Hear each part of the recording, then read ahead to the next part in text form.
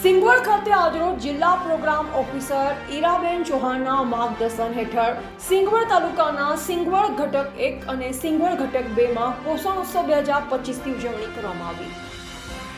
મળતી માહિતી મુજબ દાહોદ જિલ્લાના સિંગવડ તાલુકામાં સિંગવડ ઘટક 1 અને 2 ના પોષણ ઉત્સવ કાર્યક્રમમાં મુખ્ય મહેમાન તરીકે સિંગવડ તાલુકા પંચાયત પ્રમુખ ગોવિંદભાઈ વહોનિયા, તાલુકા વિકાસ અધિકારી M.K. Bhagora, assistant TDO Bamaniya અને આરોગ્ય સ્ટાફ, ICDS સ્ટાફ અને મુખ્ય સેવિકા બહેનો, ખેતીવાડી અને અન્ય શાખાના કર્મચારી ઉપસ્થિત રહ્યા।